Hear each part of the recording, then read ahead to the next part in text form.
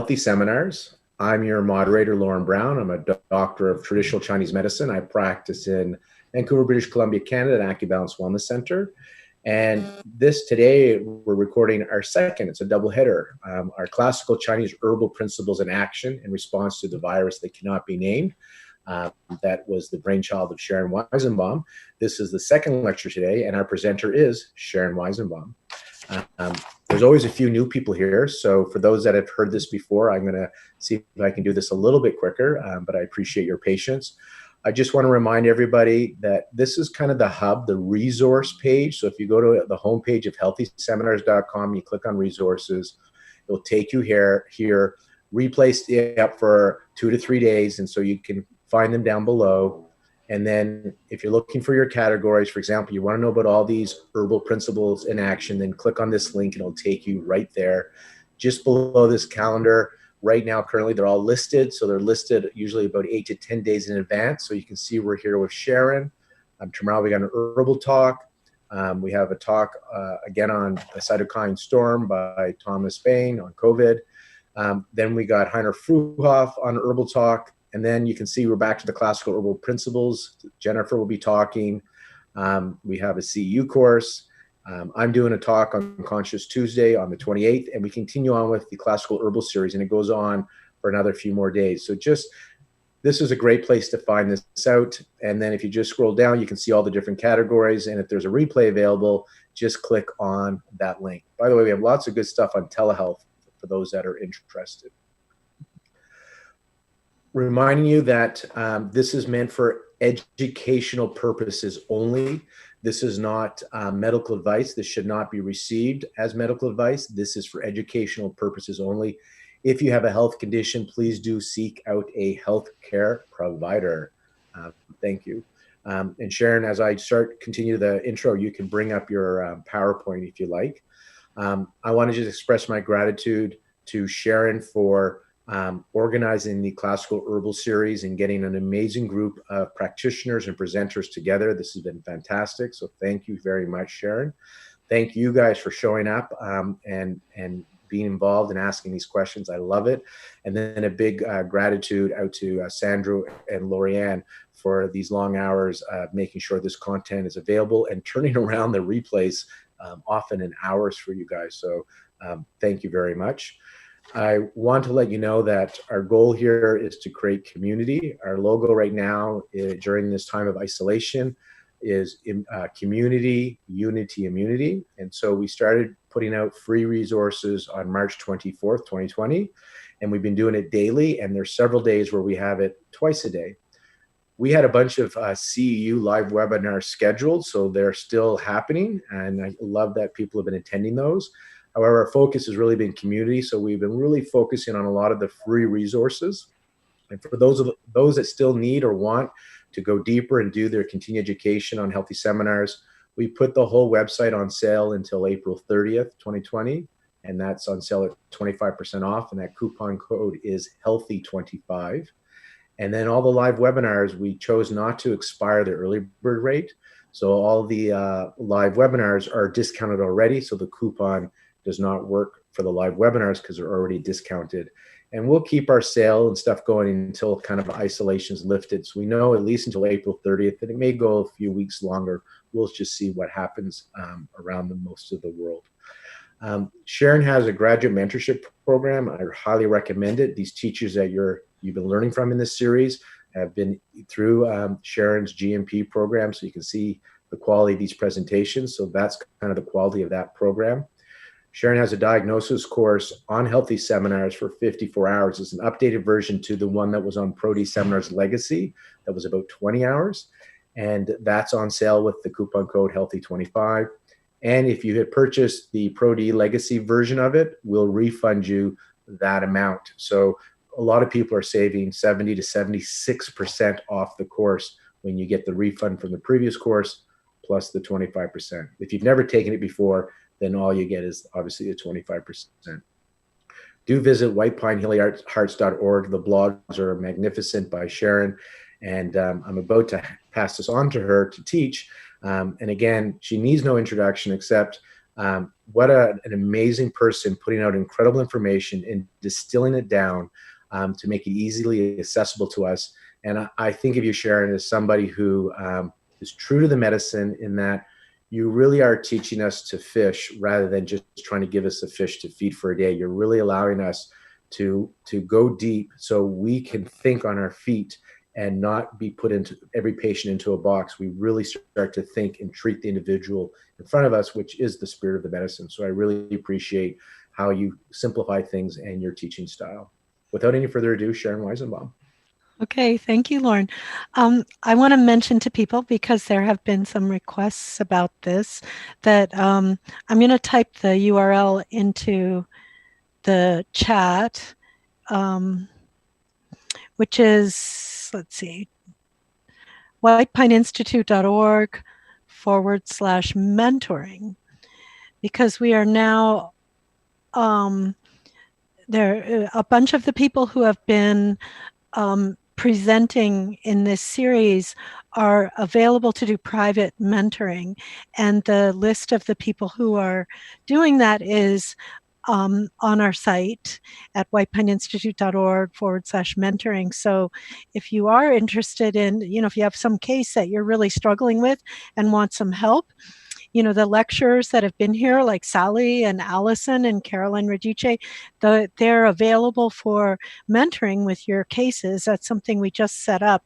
And in addition, the Shenlong Society is setting up a sort of a forum salon where you can, you'll be able to post cases, especially the presumptive cases or actual cases, and there'll be meetings with some senior practitioners, including myself, where we'll just be able to talk about cases in a group.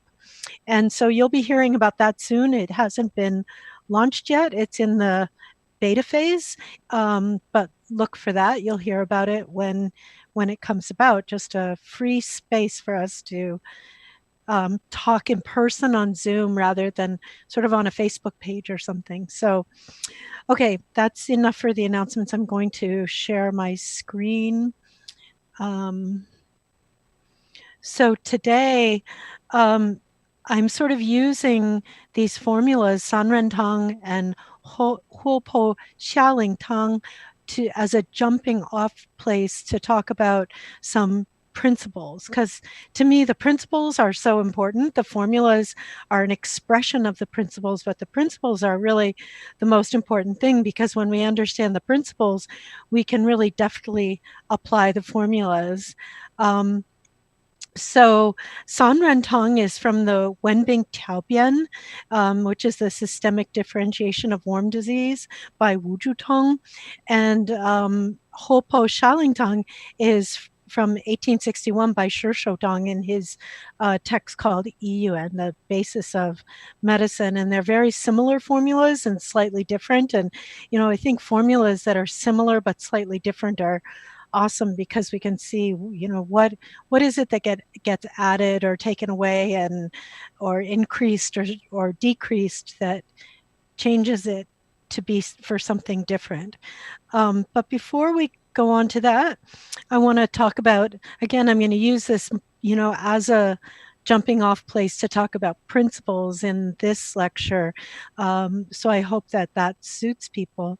So starting off in the Huangdi Neijing Suwen, um, it states all kinds of febrile diseases fall under the scope of Shanghan. And when it says febrile diseases here, it means like hot diseases fall under the scope of Shanghan, or damage from cold. So clearly, this idea of Shanghan doesn't just mean, um, you know, cold disorders, having just aversion to cold, or ma huang tong or guizhi type of thing. That the concept of damage from cold can include heat diseases. And then in the Nanjing 58th difficulty, it says there's 5 types of Shanghan, this damage from cold, and one of them is Shanghan. There's Zhongfeng, Shiwen, Erbing, and Wenbing. And so all of these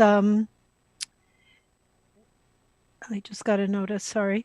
All of these, it's interesting. They're all in the category of damage from cold, but one of them is damage from cold too. So clearly we see that the idea of damage from cold is an umbrella principle that includes a bunch of different things, including wind strike, damp warmth, hot disease, warm disease.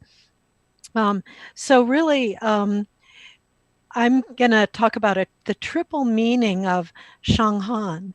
So, in the broadest meaning, Shanghan, or damage from cold, is any damage to the circulation of the warm life force. And so, in past classes, we talked about, the life force coming from heaven and coming into my body, and that being alive is a state of being warm, and that warmth is always coming into me, always circulating, and I'm always expressing it back out. And so in the very broadest sense, damage from cold is anything that upsets the circulation of this warmth.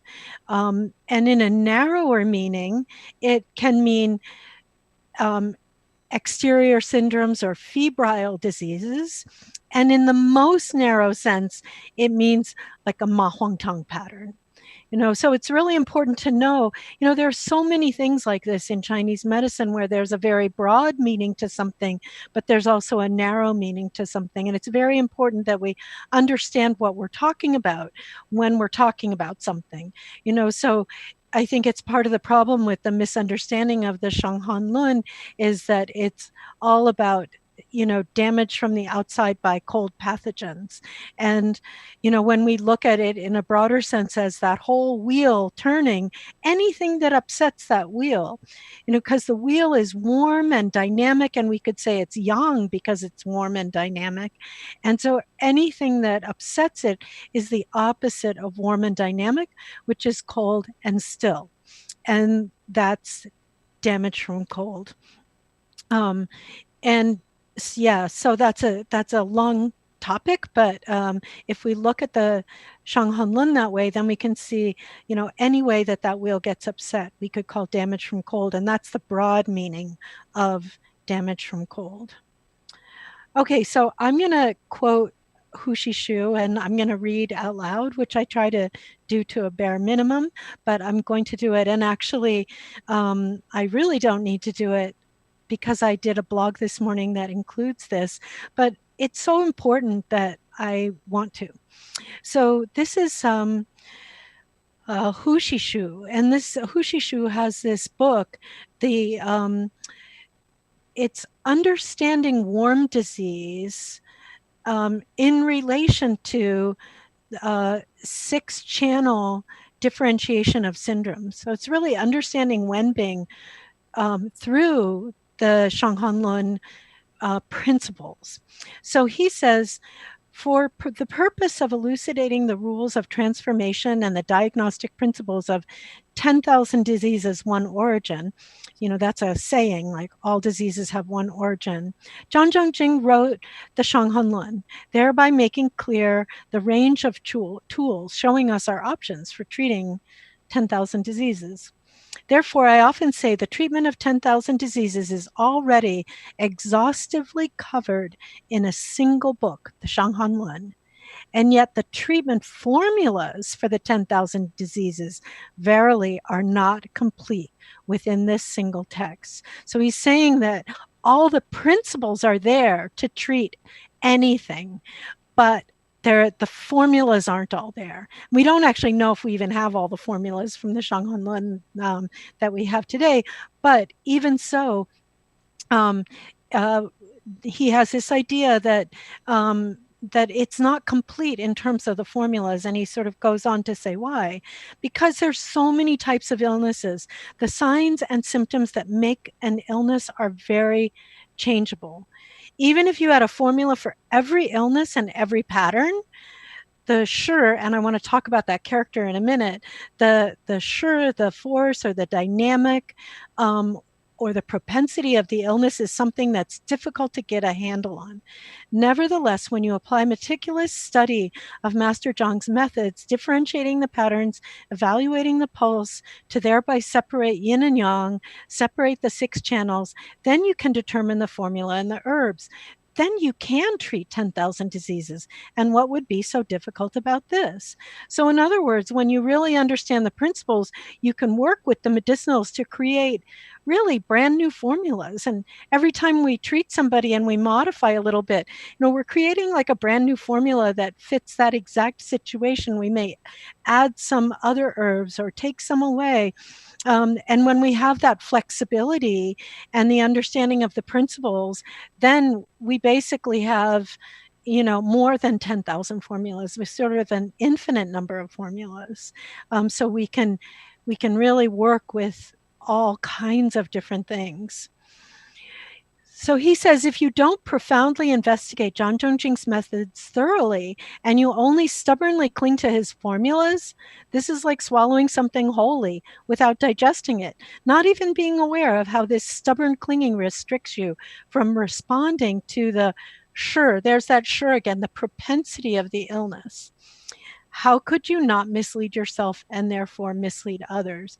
So, in other words, he's criticizing people that sort of say, well, the Shanghanlun is the Bible, and you have to only use Shanghanlun formulas, and you shouldn't modify them. And there are people that think that. And so, that's a certain school of Jingfeng, of classic formulas. And he's saying, why would you restrict yourself that way? You can't.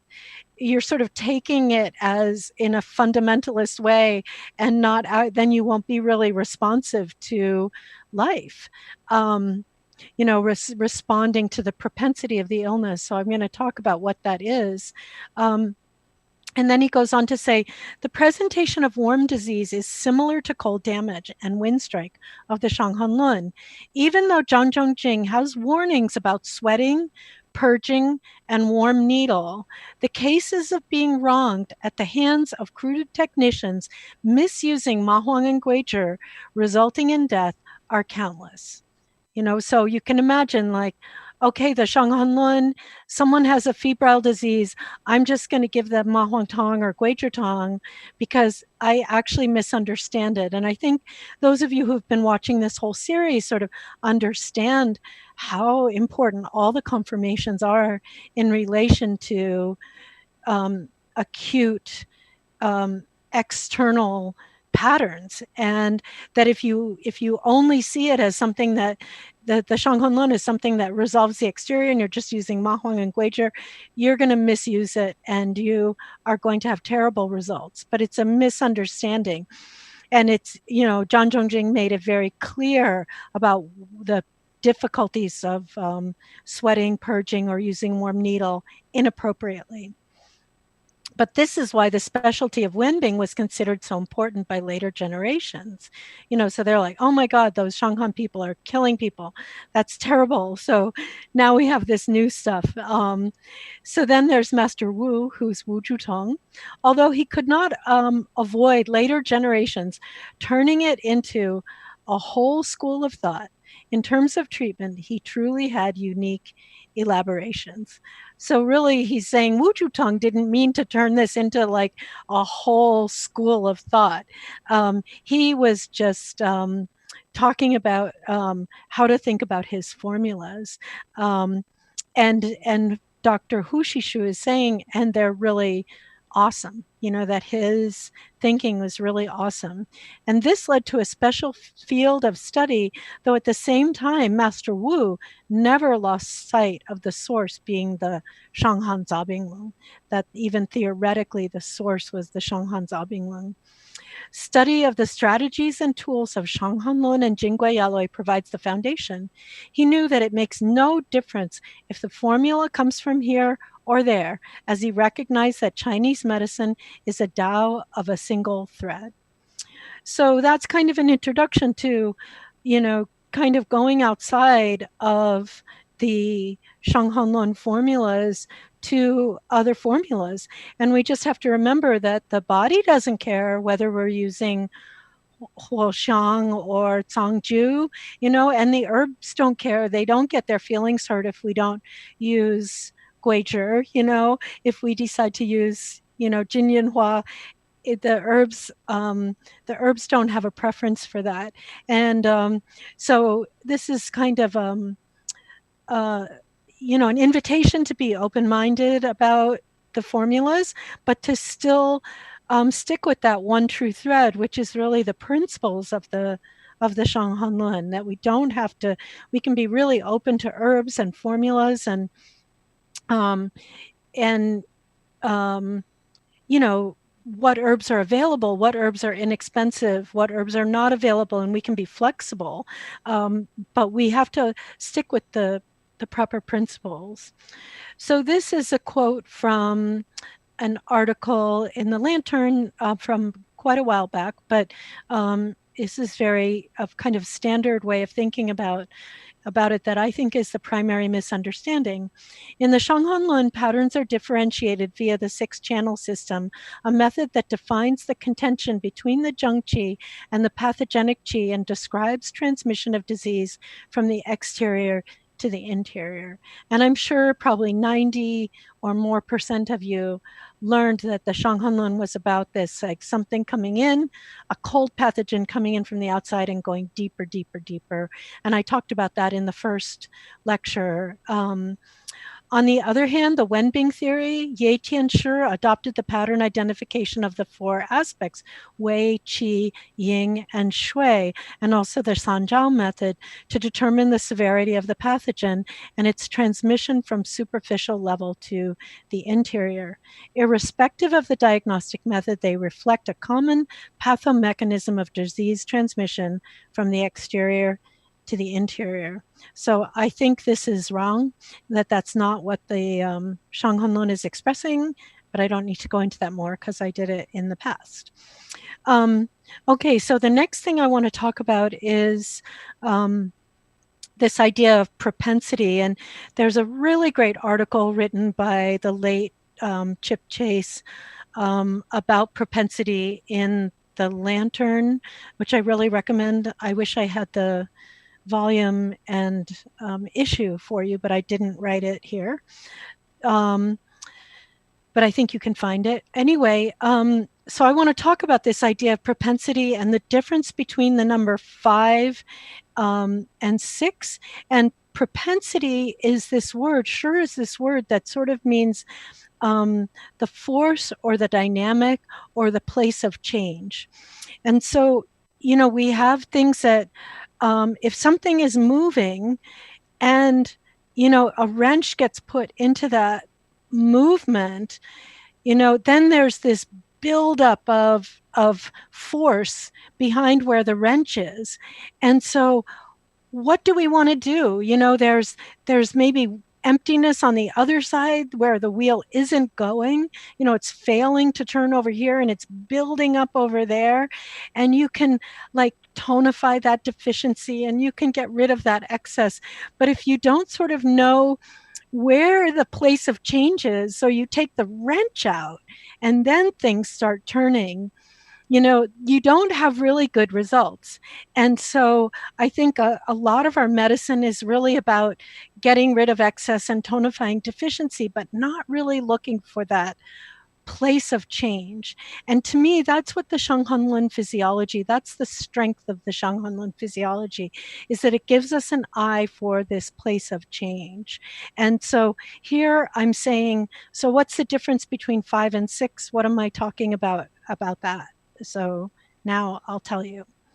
So what I'm talking about is the Liu Qi, and really in the Neijing, they never talk about the 6 channels or the 6 conformations. In a way, they talk about the 6 channels, but not really. It's more about the 6 qi and the wu xing, which are the 5 phases or the 5 movements. And so we have this number 6 and the number 5. And here we have some ideas about the number 6 and 7, and this is based on the Neijing.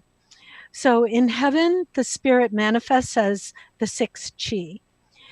on earth, the spirit manifests as the wuxing and the five flavors. So we have this association of the six qi with heaven and the wuxing with earth. The six qi are action, and the wuxing is form in transformation. So we can see that the six qi are dynamic, and the wuxing is relatively static, but it's always transforming within itself. So it stays in one place, but it's transforming within itself. And that transformation, so here we are on earth, and I'm born, and I mature, and I decline, and I die. So we have these five phases. I left out growth, birth, growth, maturation, decline, and death. And so we have those five phases going on in life all the time. But those five phases are occurring in something that's staying put on earth. And you'll see why this is important in a minute. The qualities in the form are from the six qi. The wuxing, these five phases, are the vessel going through its cycles of transformation, and the six qi is the contents of that vessel. So what we mean by that is, that here you are, like, just imagine there's a plant, and it's going to go through these five phases. It's born, it develops, it matures, it declines, and it dies. Well, what's going on around it? It's receiving the six qi all the time. It's receiving heat and dryness and dampness and all of the six qi all of the time. And it's through the presence of that climate, that environment, that it can go through those transformations. So the environment that the form is within allows it to go through all of those transformations. Without any one of those six qi, it can't go through those transformations. They're all vital to life. We think of those six qi often as pathological, but here they're physiological. They are how life happens. So in the Neijing, it says, Huangdi says, do the circular arrangements of above and below have numbers? And Chibo says, heaven uses 6 as the segments of time, and earth uses 5 to create form. So again, and this is like throughout the Neijing, the relationship of 6 to heaven and the qi of the environment, and 5 being about the changes in the form. So it's like a plant. The seed sprouts, comes up, grows, matures, and declines, and drops new seeds to go underground and be reborn again. And that's an endless cycle. And this is the 5 phases within the plant. And this seed needs wind movement, warmth from below, warmth from above, but not too warm. It needs to be cold, has to have water, damp earth, but not too damp. It also needs dryness. So the 6 qi are always balancing, in a good year, all of those qi are balanced for a farmer. So these are the 6 qi, also the 6 conformations acting on the plant to help it go through the 5 phases. And there I have in parentheses, Zongfu. So when we're diagnosing something in 5, it's actually a static diagnosis. So let's say we say somebody has like heat in the lungs, so that's a diagnosis that's in 5 because we're using Zongfu. The Zongfu are related to the number 5. So heat in the lungs is in this body, there is heat in the lungs. But there's not a dynamic analysis. Like, we've looked at formulas like the Mashing Shugantang that I did, and we're going to be looking at some others, the Herbal Ma Huang Tong and different formulas, or the Xiao Xian Chong Tong, and each of them have heat in the lungs, but the dynamic of them is really different. And so when we're looking at diagnosis through the number 6 and the movement of the conformations around in the circle, we're looking at a dynamic analysis. And that dynamic analysis is asking the question, where do I need to apply force to get the wheel moving again? Like in for just using the number 5 and Zongfu diagnosis, we like, oh, I have to cool the lungs, and you just bring cold herbs to the lungs, but you don't have an idea like what's going on in the dynamic that's causing the heat in the lungs. And we're not working with the dynamic at all. So to me, that's one of the incredible benefits and beauties of the Shanghanlun physiology, is this idea of the propensity. Where do I want to give a push? Where does it need help? And the signs and symptoms are what tell us that. Now, this said, for me, the Zongfu diagnosis is really important. And in my program with my students, I want them to have a Zongfu diagnosis because it gives all of us a snapshot. Like, we know where the problem is. Like, the problem is in the lungs, or the problem is in the middle, or the problem is in the kidneys. And we need to know that that's where the problem is, but to remember that that's a static diagnosis. And so, what we do is we get the static diagnosis so we can see what's going on, and then apply the number 6 to that so that we can see the dynamic analysis of the pattern, so we can see, where do we need to apply some force? What's the propensity there? What's going on? Like, when I just do one thing, everything starts to move. And so it's not that the formulas of the Shanghanlun are necessarily so special, or that the herbs themselves are so special. What's really special about them is the fact that they are designed to treat a specific dynamic. They're not just designed to, tonify the blood or clear heat from the lungs. They're really designed in this amazing way to really address the dynamic analysis. And that's what's amazing about Jingfeng, is exactly this. And so and they're often small formulas, like Caroline Radice was saying this morning, because they sort of can go in and just, like, it's sometimes referred to as like lock and key. You put the key in and everything unlocks. So I really wanted to explain that as a way to move into talking about damp heat. So here, seeing the body as this circle that I've gone through before, that we're constantly taking life in, we're constantly going back. And this wheel is the chi dynamic. If you hear people talking about the chi dynamic, it's none other than this wheel turning. It's all the up and down, in and out. Everything about the chi dynamic is described here. And so the shi is the best place to apply some force, the place of change. Where is it stuck?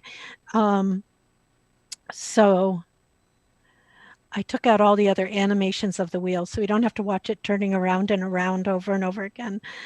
Okay, so now I want to look at this circle in terms of fluid and heat. Because we definitely have things that are like damp heat kinds of things. And, this is where it sort of seems like, well, we need Wenbing theory, but here I want to talk about it a little bit different. So damp and heat come from a dysfunction of the chi dynamic. Like, the chi dynamic isn't working. This wheel is stuck somewhere, and we'll look at the different places it can get stuck.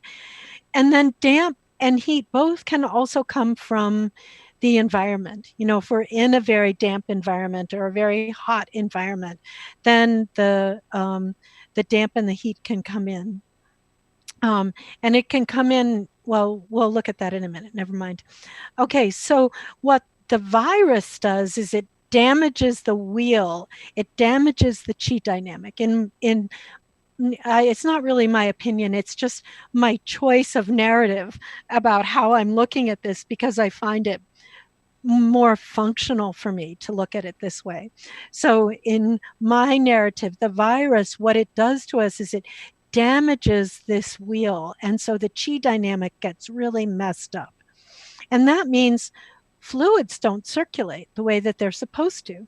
And also, heat accumulates because this wheel is circulating our life force. So if our life force gets stopped, heat is going to accumulate. And then the fluids and the heat can mix with each other. And this is what causes damp heat. So there's a way that fluids are being pathologically accumulated, and there's a way heat is being pathologically accumulated, and they mix, and that's called damp heat when they mix together with each other. So let's take a look at fluid dynamics for a minute. So we take fluids in through our digestion and through our skin. And this became really clear to me once when I got lost in the desert, and I lost my water bottle too. And I got so thirsty, and I finally made my way back, and I was at a silent meditation retreat. So when I got back, I couldn't even say to anybody like, oh my God, I made it, because everybody was silent and I couldn't talk to anybody.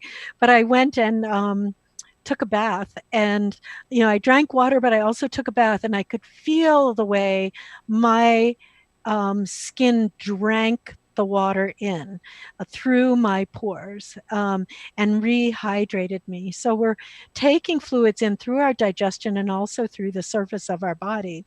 So we take them in, and they move downward through the yang ming, and the yang ming is that vertical path going down, and they're absorbed upward. The spleen energy is an upward energy. I don't know if you can see me, but I'm going up through my middle. And so the tai-yin is absorptive, and it's going to take new nourishment and warmth and moisture into itself. And how does it do that? It does it through the action of the ministerial fire. So imagine the fire is down in our dantian like a fire under a cooking pot, and it's boiling the pot.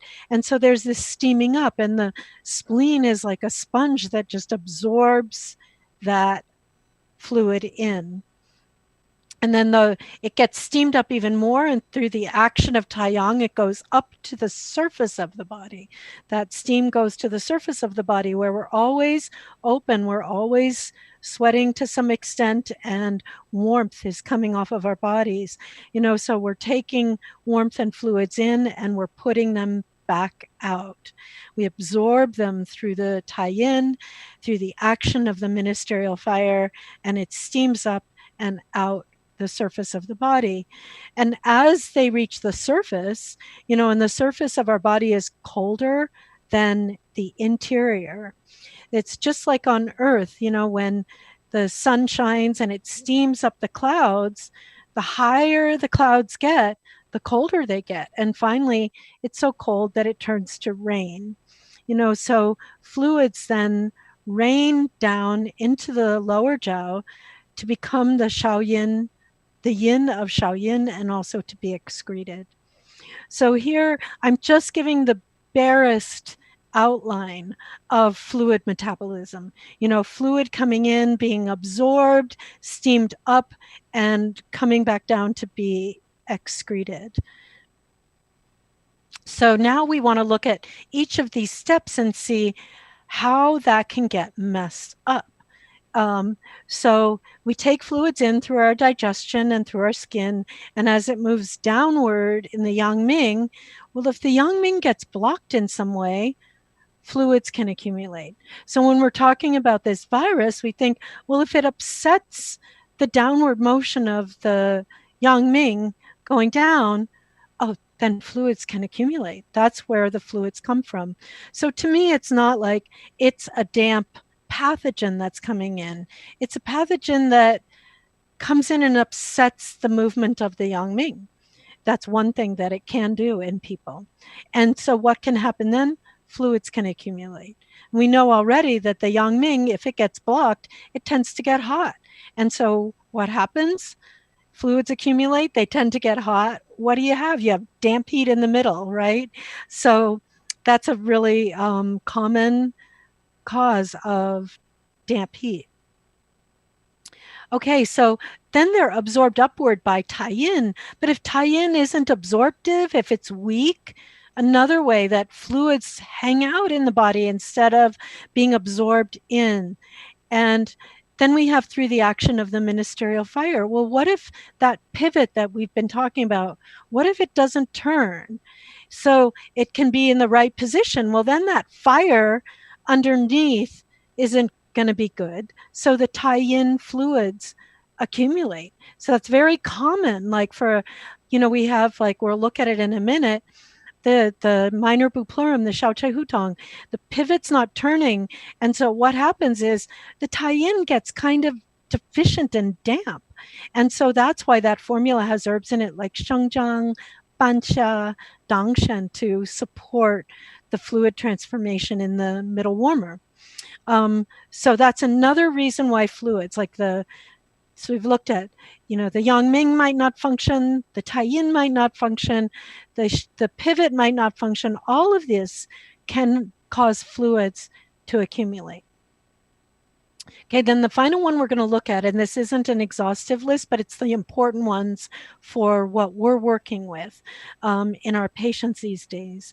So then the fluids go to the surface of the body, they're steamed up from Tai-Yin, go to the surface of the body through the action of Tai-Yang, which is this up and out warm movement.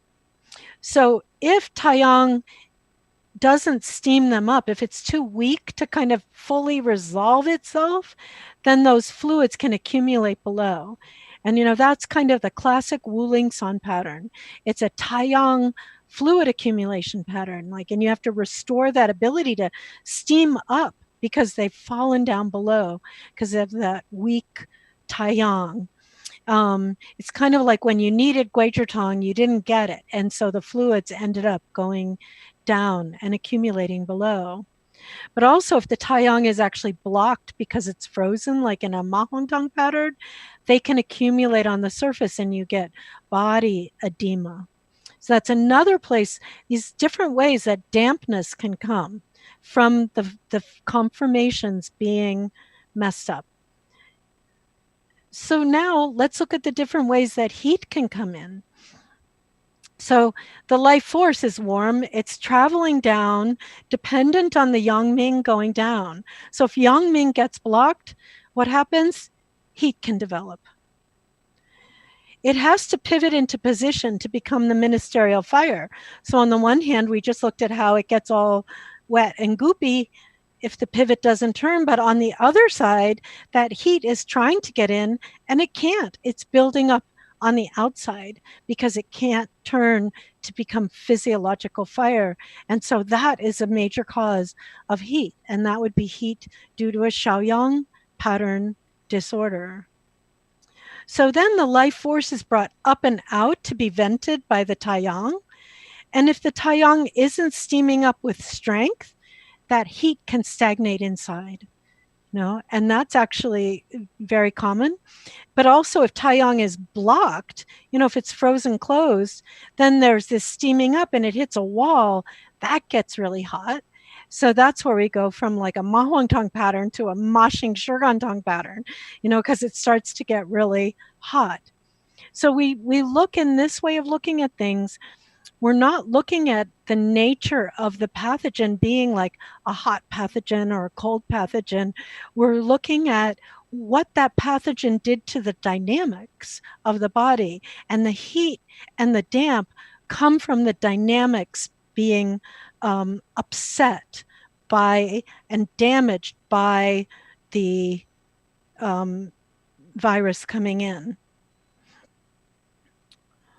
So when damp and heat mingle, so it can come from all these places. And with this, it's coming from a bunch of these places all at the same time. That's what we're seeing with people is that, wow, it's on the surface of the body, it's in the middle of the body, it's down below. There's just this damp and heat mingling in all these different places. So, you can just imagine if that gets messed up and the fluid metabolism and heat start to develop, it can affect every zong and fu.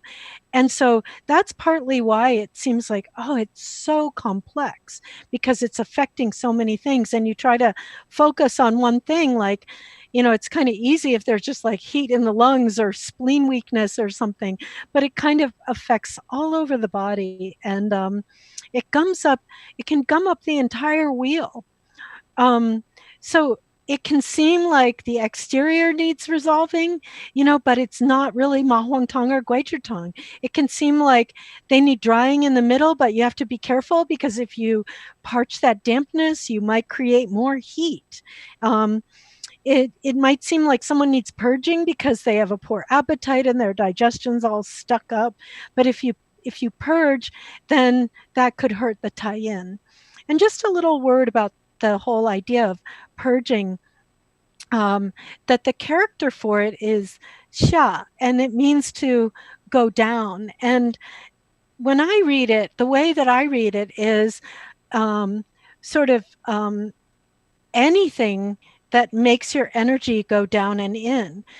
So if you need your energy to go up and out, like let's say you have like a Guizhou pattern and your energy would be good to go up and out, and somebody insults you, for example, you know, and you feel like your stomach drop, and you feel this heavy, that's going down instead of going up and out.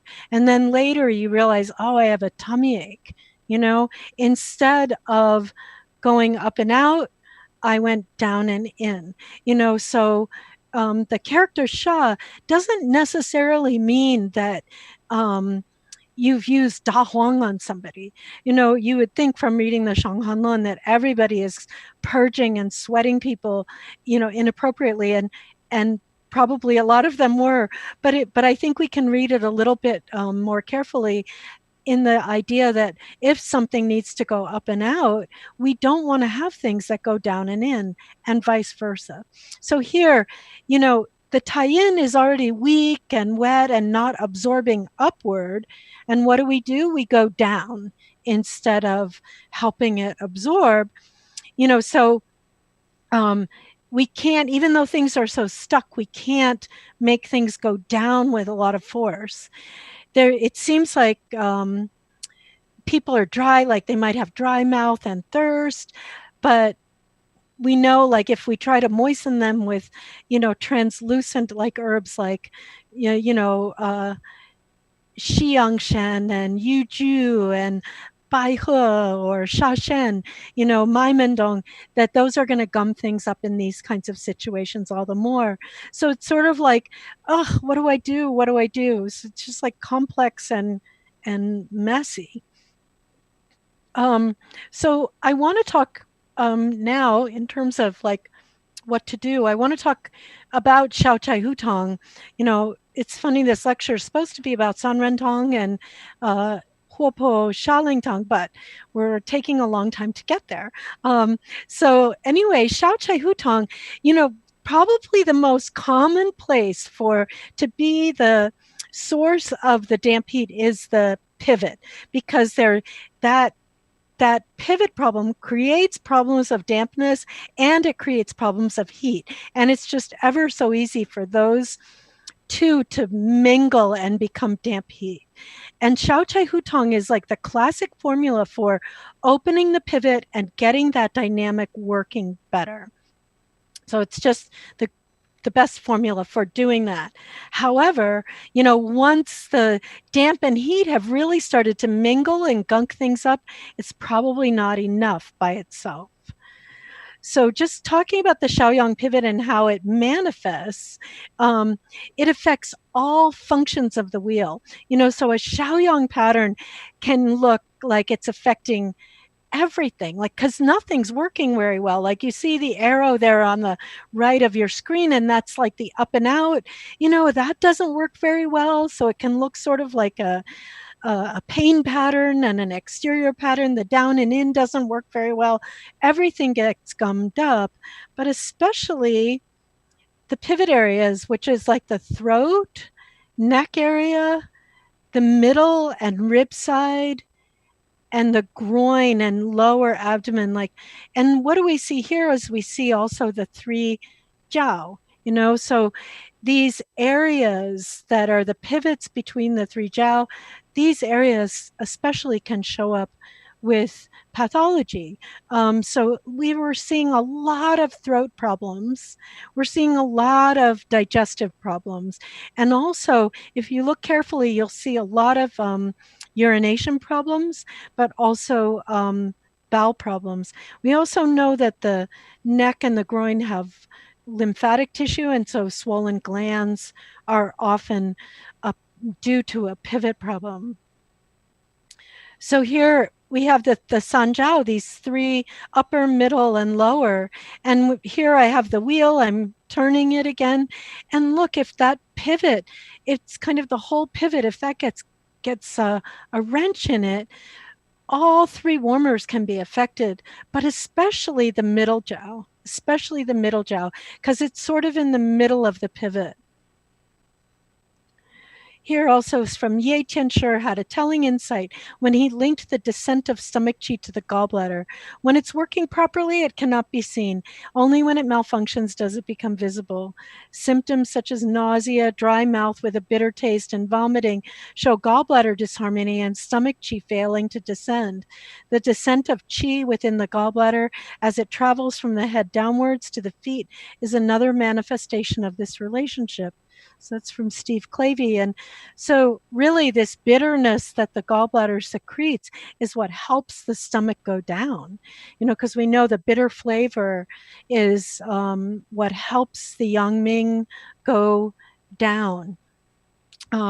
So this is just to say that, when the Shaoyang is not functioning well, that pivot, then the stomach also doesn't go down very well. And in addition, that ministerial fire doesn't get into position, so the spleen doesn't go up very well. So we have that middle element of the earth, and the stomach isn't going down and the spleen isn't going up. And so very often we will be using this Shaoyang method. So here I want to talk a little, this Shaoyang method is sometimes referred to as half interior, half exterior. And you can tell from the way that I'm teaching that the Shaoyang, it does not represent a location, it represents a function. And so what can happen is that heat gets stuck, unable to go into the interior, and the interior has deficiency and damp problems, so there's problems in both the exterior and the interior. So the Shaoyang can also be called the pivot. It's also called the triple burner and the gallbladder. And then it's also called the Mo Yuan, or the membrane source. So you might have heard about the membrane source when thinking about warm disease. And really, I'm going to give you my definition of this membrane source, and think about this when you're reading Wenbing material, that it's referred, that the Shaoyang pivot is referred to as the membrane source when there's stuff gunking it up. So when the Shaoyang pivot isn't working, that's like Shao Chai Hutong. But when stuff starts to accumulate and get gunky everywhere, then we call it the membrane source. And the formulas that treat the membrane source, doesn't matter if you want to think about it as a place, but basically they are, a Shaoyang pattern that has now accumulated gunk. And sometimes it's more dampness, sometimes it's more heat, sometimes they're very mixed together. And that's something you have to tease apart: how much damp, how much heat. But so it's really just a Shaoyang pattern in which stuff has accumulated.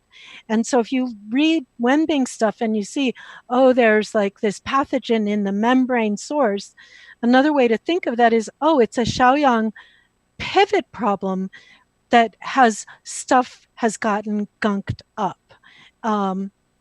Okay, so also the Shaoyang, we could say it's the middle burner because it immediately affects the up and down of the stomach and spleen, as I just explained, which is another kind of pivot in the body. Like the downward motion of heaven relies on the downward motion of the digestive tract, and the upward motion depends on the tai-yin going up and out. So it's another, the middle burner is another kind of a pivot.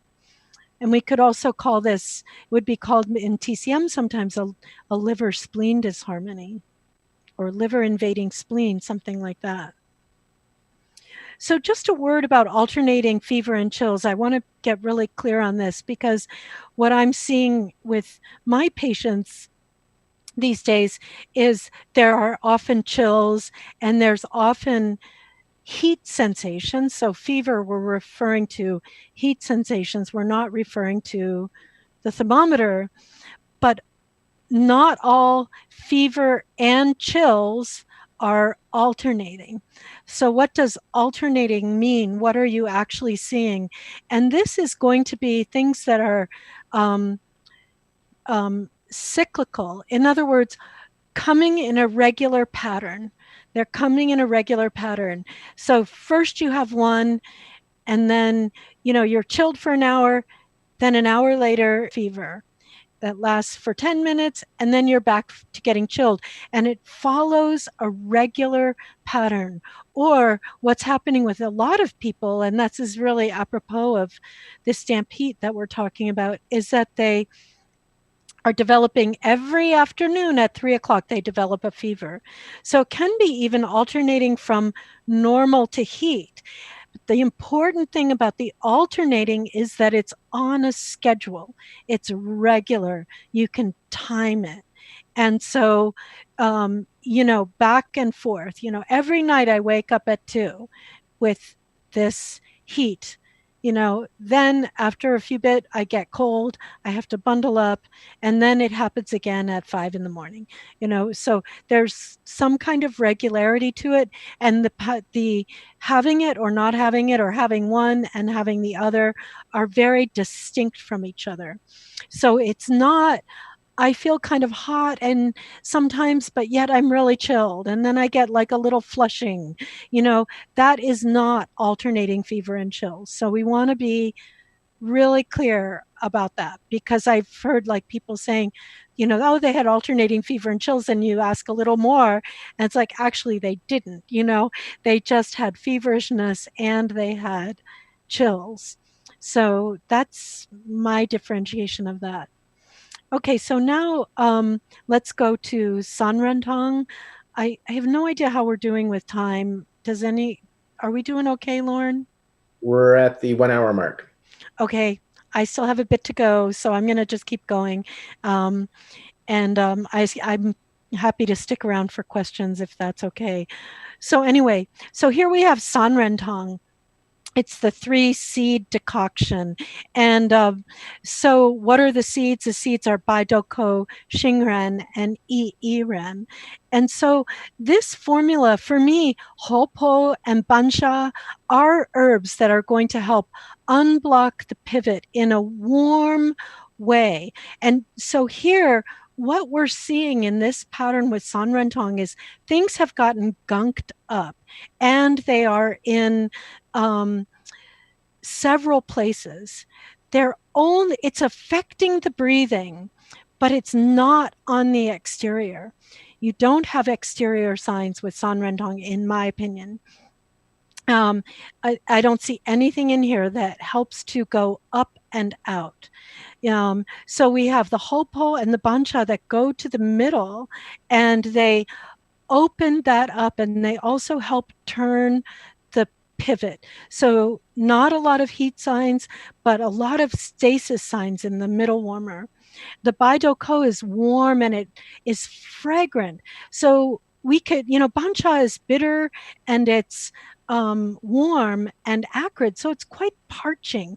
So you have to be careful with it, because if there's heat, you don't want to increase that heat. If there's dryness, you don't want to parch too much. But Baidoko is wonderful because it's fragrant and sort of gently, aromatically opens up the spleen. Xingren is there to help the lungs descend. It's also bitter and cool, and it helps the lungs descend. And here we have the Yiren, Huashi, Tongsao, and Danjuye. And so what this means is that where the heat is really starting to show up is primarily in the urination. So it's really helpful. In fact, this is, I think, a key question for the use of hua shi is ask people if their urine feels a little warm to them. And it's amazing. People will say, well, yeah, it, like no one ever asked me that before, but now that you ask, it is feeling warm. Because urine should feel sort of like body temperature. You don't notice its warmth. And so you can ask people that. And then you want to have people keep track of whether the urine is a little bit concentrated or not. So if it's a little bit yellow, a little bit strong smelling, and they have this kind of stasis in the middle, this is going to help unblock the earth in a really gentle, opening way. And also the heat that's developing, it's opening up the urination. And that's what's blocked. And the heat is developing because that Yangming bladder is not open, meaning that downward motion is not open. It's too gunked up, and the heat is it's mixing with the dampness, so it's going down and it's starting to develop in the bladder. And the symptoms of it being there are going to be shown in the quality of the urine. So 3 things about the urine is that it's concentrated, smelly, or feels warm to people. And you don't have to have all 3 of those. So we can understand the mechanism of this, that what we want to do is sort of gently go in and open that middle so it can go down the way that it should, and then also help it go down out the bladder so the heat will leave. We're going to go down through the bladder so that the heat will leave. So here it's San Ren Tang is found in the upper Jiao chapter of Wuzhu Tong's Wenbing Tiaobian. It says there's headache, aversion to cold, body heaviness and pain, white tongue with no thirst, wiry pulse that's thin and soggy, pale yellow facial color, chest depression, lack of hunger, and afternoon body heat. So I'm going to go through those, like, why would you have those, with the San Ren Tang? So we'll look at that in a minute. So the symptoms resemble yin deficiency because you're having these afternoon fevers, but you can't nourish the yin. This is called damp heat. Sweating will cause unconsciousness. If you just go up and out, you're going to waste the yang and the yin. Purging will cause diarrhea. Moistening will cause it to go deeper. It'll just make it more stagnant, so it can't resolve. So this is where San Ren Tong governs. So if we look at these symptoms that they just listed, we have some of them that seem like it's on the exterior, like the person it has an aversion to cold and an achy body. But remember, if they have all this dampness in their spleen, then they're going to feel chilled, but it's not the same. The pulse is not floating. Not that we're feeling pulses, but it's not on the exterior. And one way you can tell is look at the tongue. If there's a thicker white coating on the tongue, and this body heaviness and aversion to cold, then it's not aversion from cold, because you need to bring warmth up and out to the surface of the body. It's because you have this yin pathogen inside the body because of the misfunction of the spleen and stomach. And then a wiry pulse comes with fluid accumulation because it's all that damp is constricted in a space that is not actually big enough for it. So it gets very tight. The soggy pulse, and this is the more cold the damp is, the more wiry it will be. The more the damp starts to get hot, the more soggy it's going to be. So that's a key. And it's a white tongue moss, so it's more cold. San Ren Tong is a warming formula to the middle warmer, but the heat is accumulating down below. That's why there's the hot urine. And this chest depression is due to the blockage that's in the middle. So the yang is trying to go down and it hits this middle warmer and it's like, ugh, it's so stuck and you can't breathe because of that. So the point of change isn't like, oh, the lungs are blocked, let's open up the lungs. The point of change is mostly in the middle warmer where you're going to open it up gently and help it go down. And what about this afternoon heat? Is the afternoon heat is there because of the damp that's accumulated, the life force has accumulated all day and it builds up. And then in the afternoon, it starts to get hot.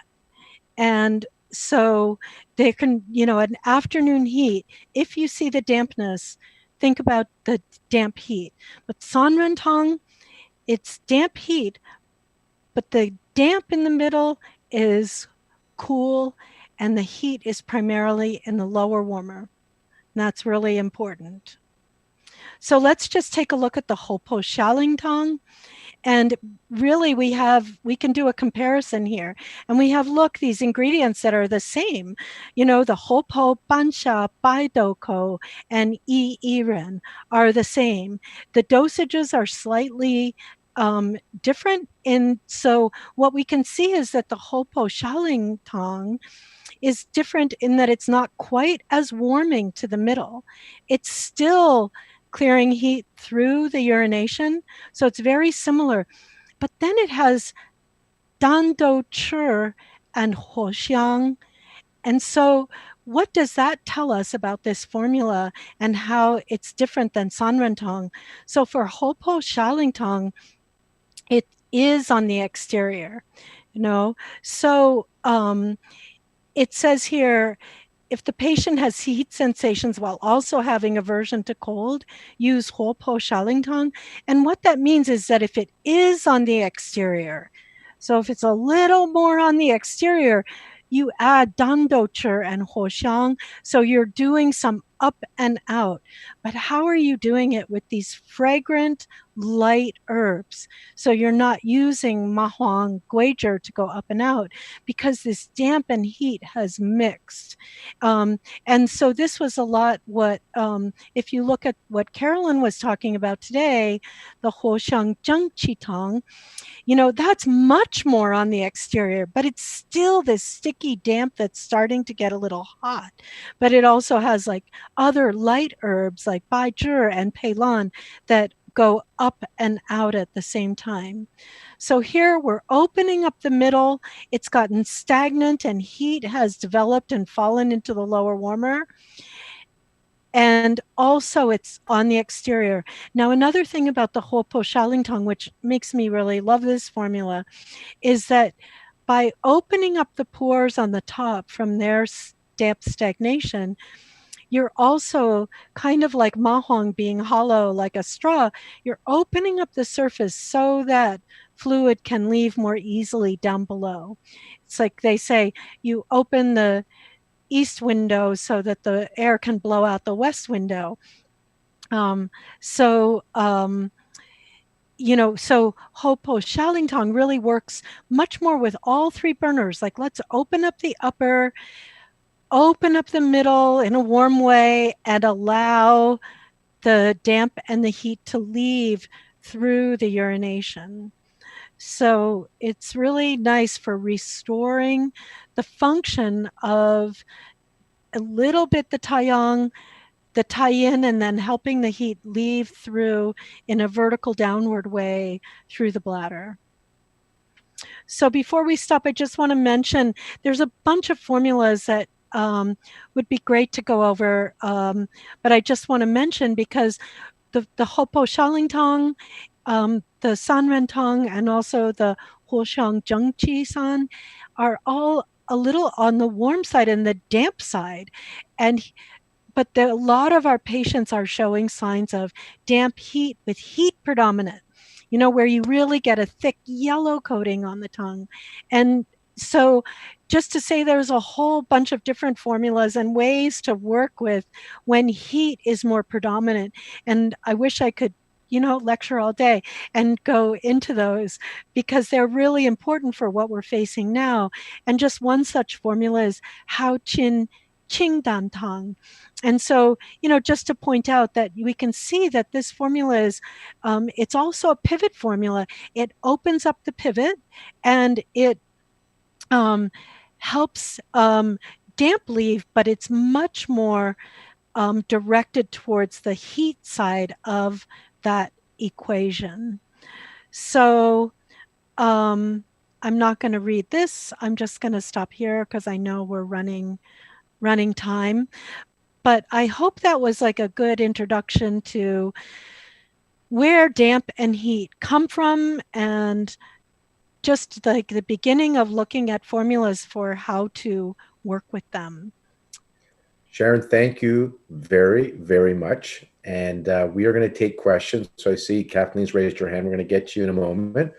So guys, remember, if you want to have any discussion or ask a question, at the bottom, there's a raise your hand option on your laptop at the bottom of the screen, or check on participation, and we'll give you mic right so you can ask questions. Reminding you to go to, if you're looking for where more of these talks, or where can I watch replays from the other 6 or 7 that have happened in this series and all the other stuff, the free resources we've been offering, including the CEU resources, go to healthyseminars.com/resources, and that link's on the homepage. And then you can find all the different areas on telehealth, on acupuncture, on Conscious Tuesday. All that stuff is there for you to look at, and then you can sign up for these free resources we've been offering and watch the replays. Kathleen, I'm about to unmute you. Kathleen, let's hear from you, please. Hey, well, first, Sharon, I'm sure from everybody, we just want to say thank you so much. Your lectures are so wonderful, and it's just such a gift during these times. What y'all You're welcome. I just want to say thank you. My question is on this last formula. I was looking at it. Well, you were saying that it was one that turns the pivot. Yes. I was looking at the herbs in the formula, and I didn't see. Maybe I was missing it. I know Bancha, Hopo, that last formula had some moving action. But how do we know if we're looking at a formula? And so we're in the Bensky book, and it wasn't a formula that you gave an lecture on, and we're looking at it. We're trying to decide: is this a moving formula? Is it turning the pivot? What are we looking for? What are the key signs that we're looking for in the formula to know that that formula is performing that function? Yeah, I think you just have to really know which herbs particularly go there and have that function. It's just something you have to learn. So in that formula, that Qing Hao is really good for moving the pivot. One way to learn that is also to look at the channels that herbs enter, and that has a lot of meaning for me. So an herb like longdan cao or zhizi, they enter the liver, so they're really good for turning the pivot, like a formula like longdan chiegantang. I think of as a formula that it clears pretty severe heat, but that heat has developed because the pivot isn't turning. And so it's very different clearing heat formula than something with like Huang Lian and Huang Bai, because the heat is developed there because the pivot isn't turning. And Longdan Cheigantong is excellent for doing that, but there's no Chai Hu in that formula, so the herbs that do that are like Longdan Cao, Zhizi, and so you can look and say, oh, those enter the liver or the gallbladder. And that's how you can tell, is by going and looking them up and seeing that indeed they go to these places. So, that's something like in our course, we just go over, here are the herbs that do that. So. Okay, thank you. Uh-huh.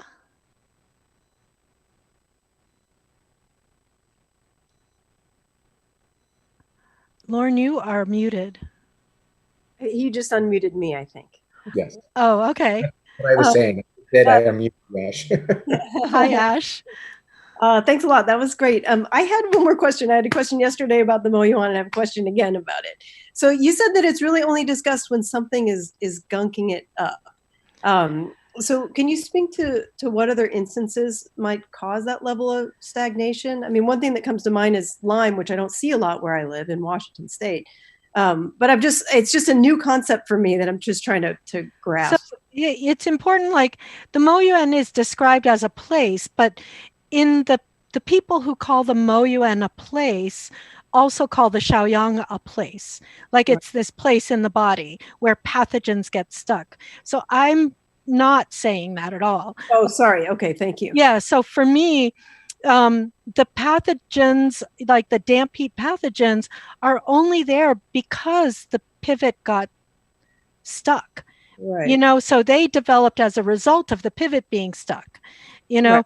So it's different than saying the pathogen came in and it's in the Shaoyang, like it's this place that's half inside, half outside. That's not what I'm saying. I'm saying that the pathogens develop only because the function of the Shaoyang to pivot got disrupted, you know, so that the virus comes in and it causes damage, and it's the damage that then causes these symptoms and pathogenic factors to develop in our body. But it's only our own fluid and our own body heat that are getting blocked up. It's not the pathogen that's damp and hot. Does that make sense? Yeah. So then what do you consider the Moyuan to be? So the Moyuan for me, like when I read and they're saying, oh, the Moyuan, they're talking about it like it's a place. But for me, I kind of translate that in my mind to basically what they're doing is saying that there's been a blockage because of a functional disruption. Okay. And now gunk has developed because of that blockage. You know, so the formulas are working a lot more with gunk, you know, with pathological fluids mixing with heat. So the formulas, there's more form, there's more stuff there because of that blockage. And they're saying that's a pathogen in the Moyuan. And I'm saying it's just a blockage that now has gotten gunked up. So I don't know if that's being clear. Yeah, you actually cut out for a second for me, but that's okay. I do think I understand. So something like Lyme, you know, it's the same thing. Like you get a tick bite, there's a toxin there. What is that toxin doing? It's disrupting functions in your body. So as practitioners, if our goal is how do the symptoms are showing up only because functions got disrupted. Of course. Yeah. And so we're not trying to get rid of Lyme. You know, we're not trying to kill Lyme. We're not trying to get rid of Lyme. We're trying to restore function. So, you know, I work a lot with people because I'm in the Northeast. I see a lot of people, you know, who frame what's going on with them as Lyme because it might have been instigated by a tick bite. But for me, it's always about restoring function. And that, you know, what I see is that protocols that go into like kill Lyme don't work. Right. No. Yeah. Yeah. And they can cause more problems too. So thanks. I just hadn't heard it discussed before, you know, COVID. And so I'm just trying to wrap my head around what people are talking about. Yeah. Very much. Yep. Great. You're welcome. All right. Next is going to be Osbin. Hi again. Hi, Sharon. Hello. Hi. So for these two formulas, do they have to have, in order for us to use these two formulas, have some sort of heat signs in the urine? Or could they have similar presentations but without this, you know, lower burner heat, and we can maybe remove these herbs? Or would that be something different? Yeah, to me, yes, because I wouldn't give, you know, hua shi if there wasn't some kind of heat that's there, because it's very cooling, you know, so it's exactly for that, for there being heat there. So definitely it does require that there's some heat there. So that's why I emphasize that, you know, it wasn't really talked about in the part that I quoted, but for me, that's a really important sign for this formula. You know, so if there wasn't any heat, if there was just, you know, blockage in the middle, then I might use something like Pingwei san. I see. If there was any kind of mixed hot and cold in the middle that but it was mixed hot and cold, but it didn't involve the urination. I would use probably bancha sheishentang. Thank you. So depending, but the San Ren Tang specifically is helping to, there's heat in there, and that's why there's the afternoon fever too. And so, um, it said a white tongue coating, and I think that's because what's in the middle warmer is warmer, but you can have somewhat of a yellow coating too. Like you're seeing some kind of heat. And I like to see it expressed in the urination, because when it's expressed in the urination, it's also saying this is the way out. If it was with like some hard, dry constipation, it would be, the large intestine is going to be the way out. So you want to always look like, well, what's the way out? And the symptoms are telling you that. Yeah. And Sharon, is it the same for the second formula? It has Xie or Juling. So I think the formulas are so similar.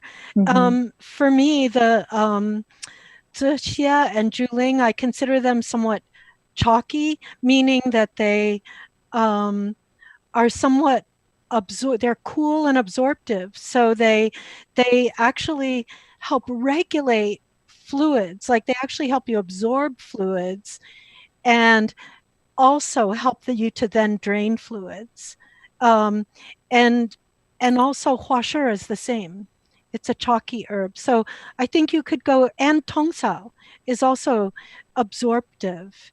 They're like considered sort of bland herbs, like we're not using like bian shu and chu mai, like bitter cold herbs.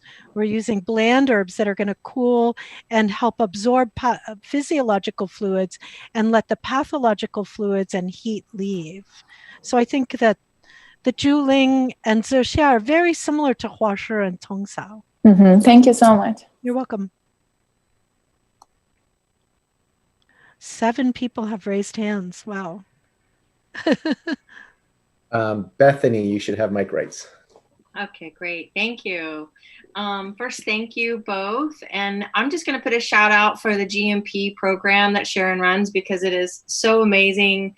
And it's completely transformed how I look at Chinese medicine and how I really look at the world. I just think it's just an amazing program. So if anybody's thinking about it, do it. Thank you, Bethany. My question is on tongsao. So my source for that has gone out of business. And would you recommend substituting that with something like Zuling, or just leaving it out if you can't get a hold of it? Yeah, you can use Juling. Okay. Yep. No problem. Okay. Thank you.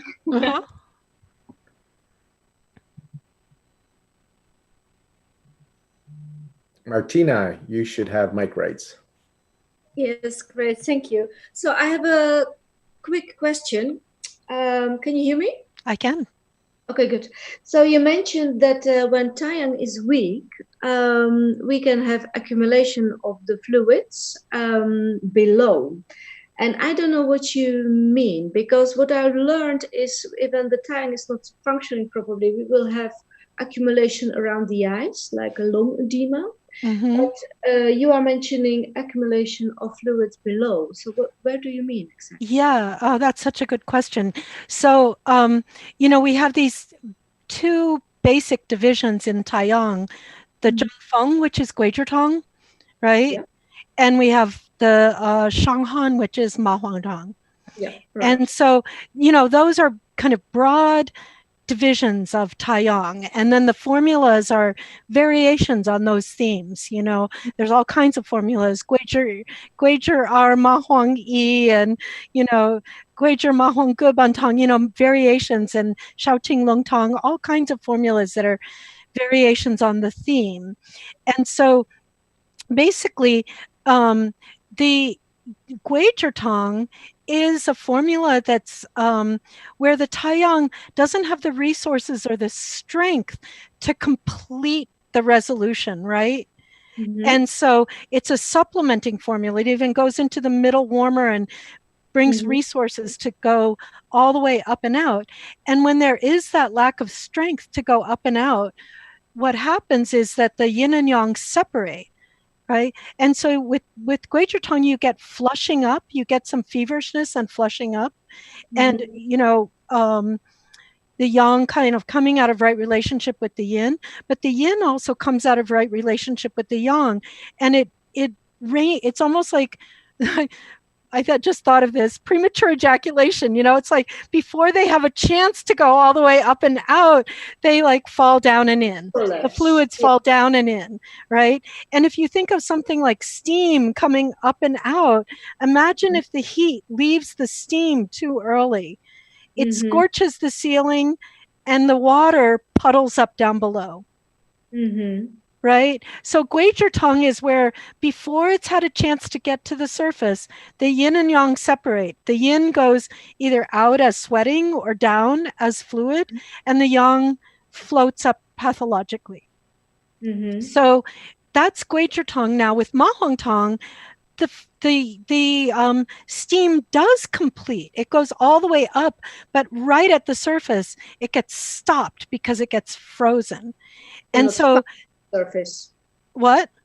You mean that it cannot go through the surface? It can't go through it, right? It can't resolve because it can't go through it. And that's where fluids develop. And so the formulas that have fluid accumulation on the exterior of the body have Ma Huang and Guizhi, right? They always, but for just Guizhotong, no, because it's not about it goes all the way up and gets stopped. It can't even get all the way up there, and it separates before it has a chance. So the water goes down. Yeah, I know, but just practically, where does the patient have the fluids? Are those people with lots of fluids in the lower belly or in the legs or just the ankles? Or in the most kind of quintessential formula is Wuling San, right? And Wuling San would have it so much so that you have edema, but it can also be less dramatic. And you can also have, if you wanted to add Fuling to Guizhotong, you might see some inhibited urination or some premenstrual water weight. Oh yeah. So yeah, just subtle. But it's also a Guizhotong pattern, right? Like you're seeing a Guizhotong pattern, which is actually a really common pattern to see as a PMS pattern, but there might also be some water accumulate, but it'll tend to accumulate lower in the body, not like a Ma Huang kind of Taiyang pattern. Does that clarify it? Yeah, I understand. Yeah, totally. Yeah. Okay. Great. Good question. Thank you. You're welcome.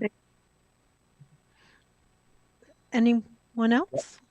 Let's see here. Allison. Hi, Sharon. Oh, I was hoping it was that Allison. I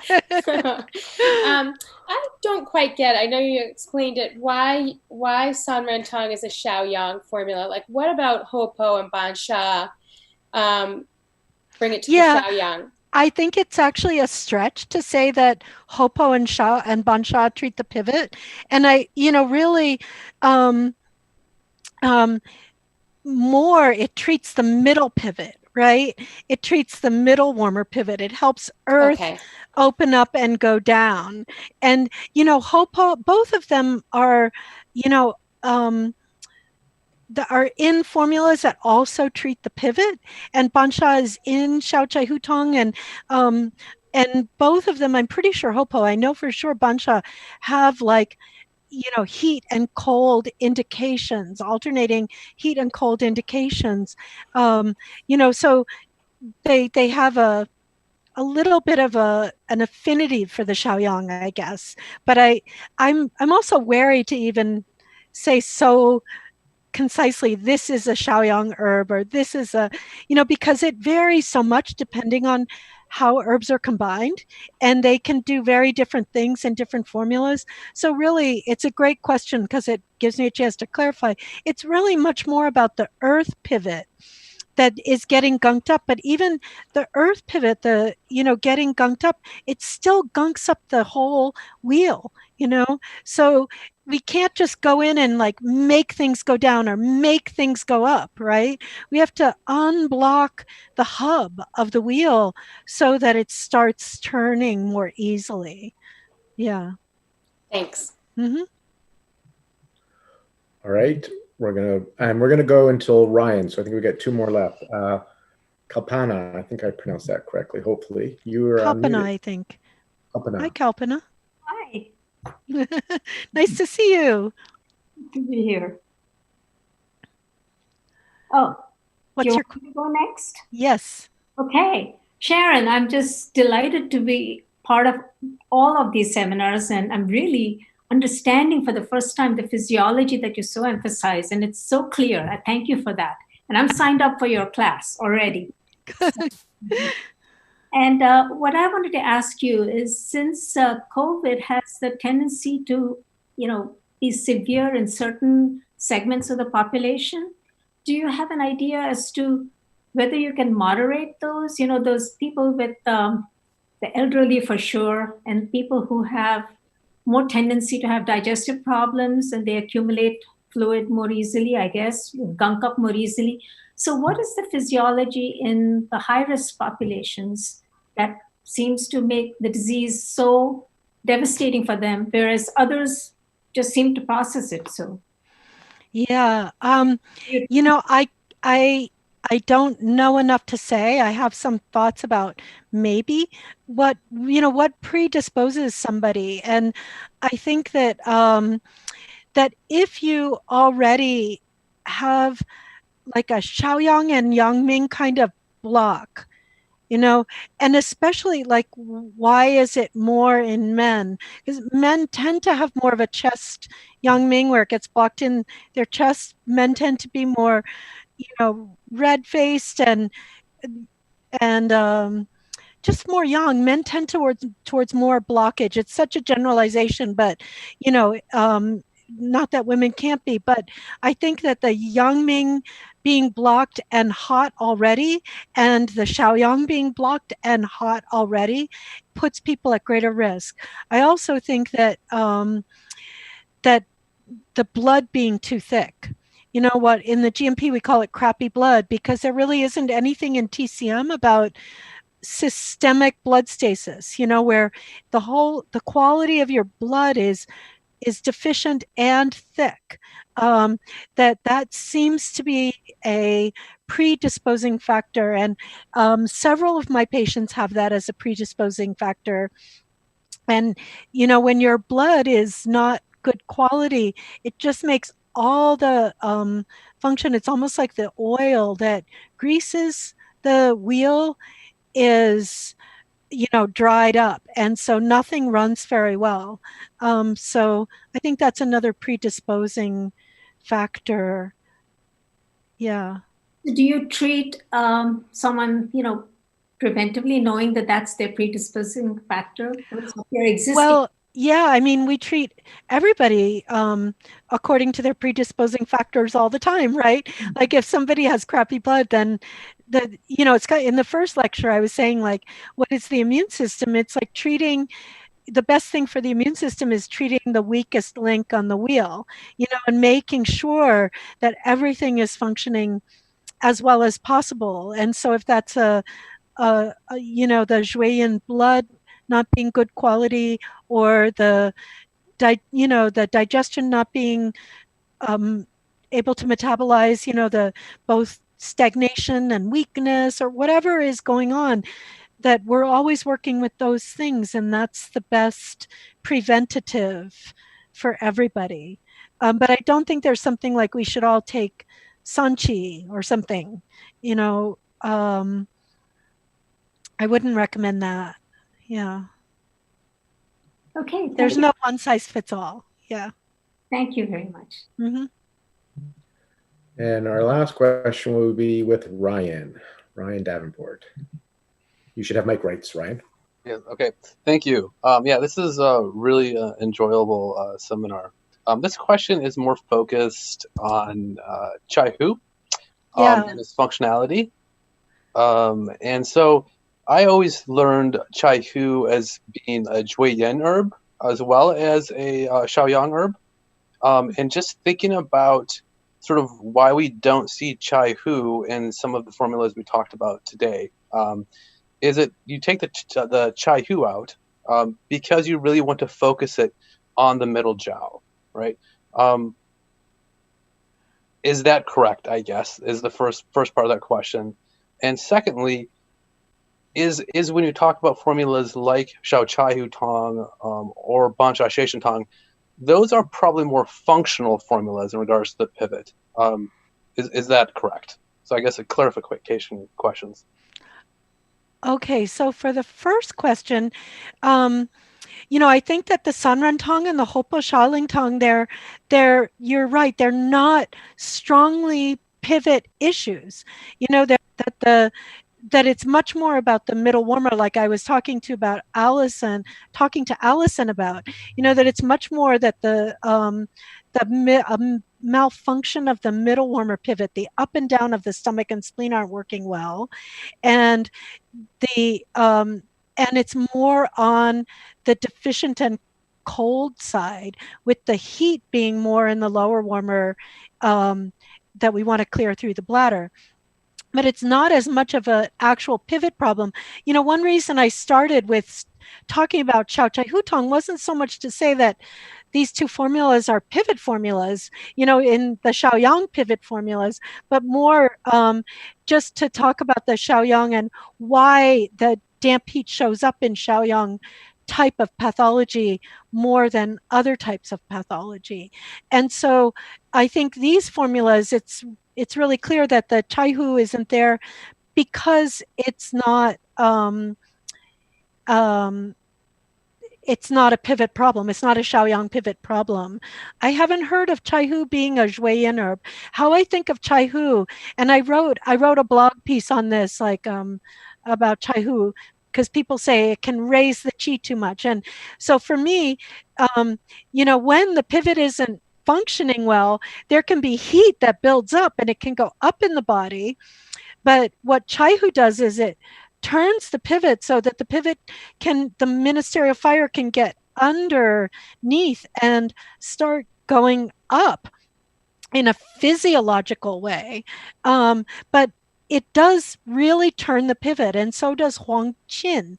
I think in the Hao Qin Qingdan Tang, it doesn't have Chai Hu because the heat is so much more, and it's mixed with the damp.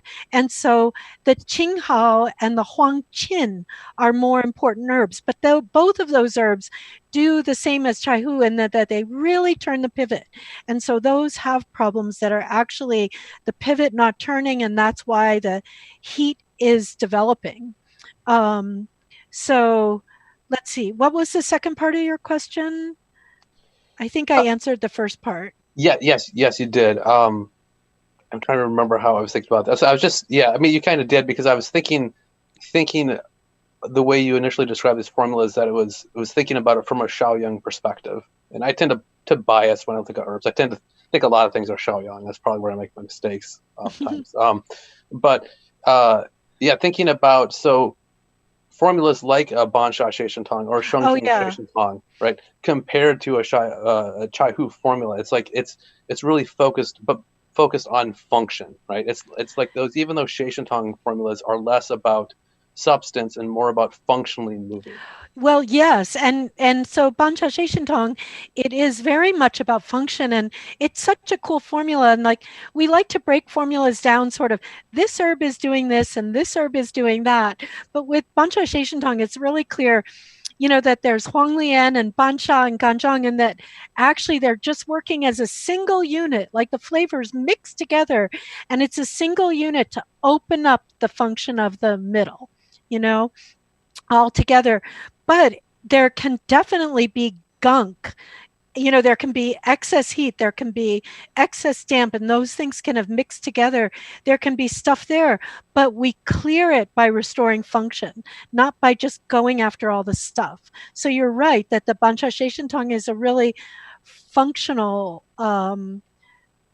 I mean, but I think all of the formulas are really functional, so, that's really what I want to show is that they're functional, like that even with Sanrentang, we're opening up the middle because it's blocked. And there's stuff there because the middle is a little cold, a little weak, and it's blocked. So we're going in to restore that function.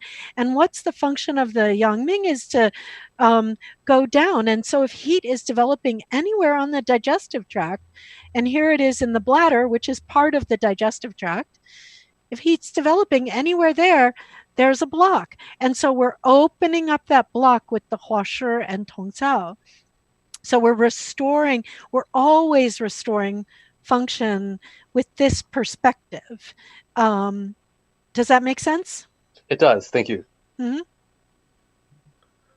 All right, we've gone over. So I said Ryan would be the last one. So we come back for other courses with Sharon and the gang, because Sharon will be on to help moderate and be part of the panel.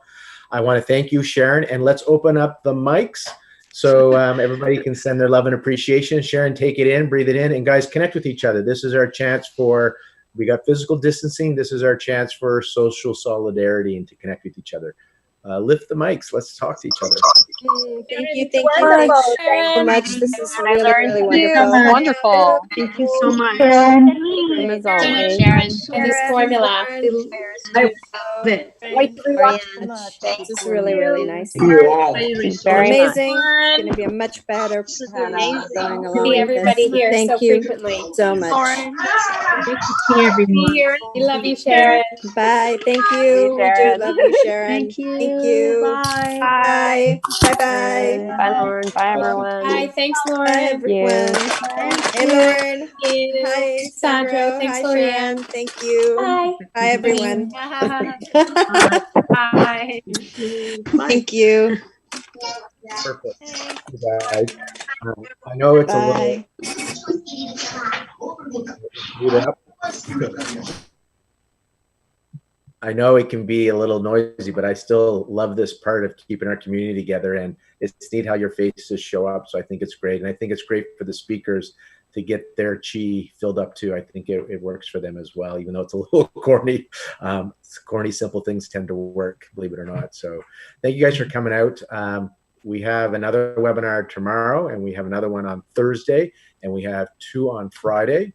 And then next week I'm going to do the Conscious Tuesday talk. So hope you come and join in and take that in, because that one is it's one of the my favorite talks I've been doing in the last 6 to 9 months, a version of it. So please come to that on Conscious Tuesday. It's going to be at 1 p.m. Pacific time. We made it earlier than our typical Conscious Tuesdays. Sharon, thanks again.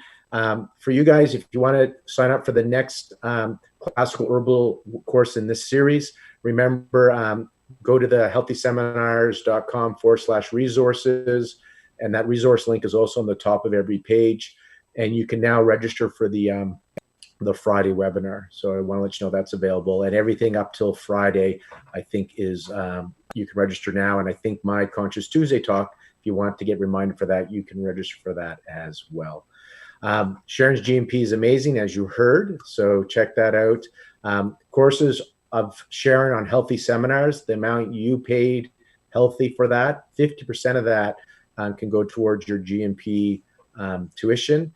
And remembering the diagnosis course, the one that's about 54 hours on our site, you can use that coupon Healthy25 to save 25%. And if you purchased the course in the past, when it was on Prodi Legacy, their smaller version, it's totally been updated, then we'll refund you that amount. And again, 50% of what you pay Healthy Seminars can go towards your tuition. That's like the first weekend, the one that we have on, that's like her first module, setting the foundation, the pathophysiology. So if you're wondering about the GMP, that course is you get a good sense of what the material is like. To be honest, if you're in this lecture and you've been doing these lectures, you're kind of getting a sense of how she teaches, right? So hopefully you understand that.